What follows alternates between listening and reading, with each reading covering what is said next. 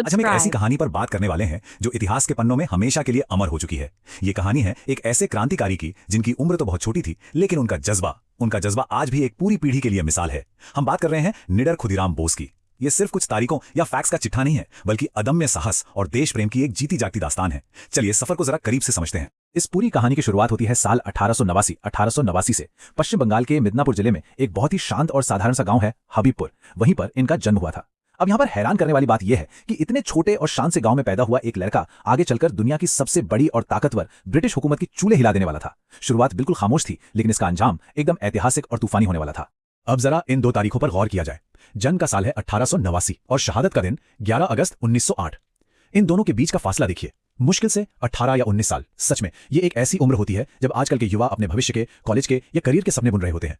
लेकिन इस उम्र तक आते आते खुदीराम बोस ने अपनी मिट्टी के लिए अपना सबसे बड़ा बलिदान दे दिया था। यह सफर बहुत छोटा था, लेकिन किसी धधकती हुई आग से कम नहीं था।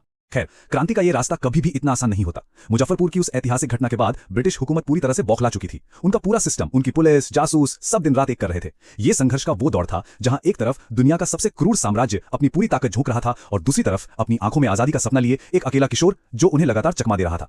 और फिर आखिरकार वो मनहूस पल आ ही गया। लंबी भागदौड़ के बाद अंग्रेजी हुकूमत के लंबे हाथ इस युवा क्रांतिकारी तक पहुंच ही गए।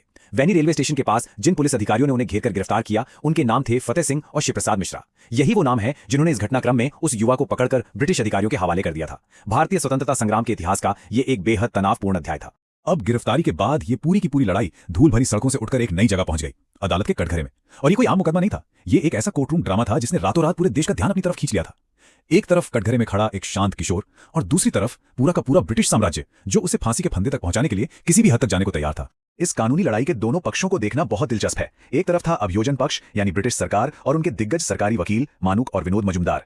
इनके पीछे पुलिस और हुकूमत की पूरी ताकत खड़ी थी।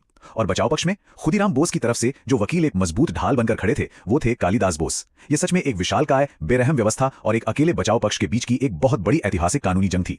इस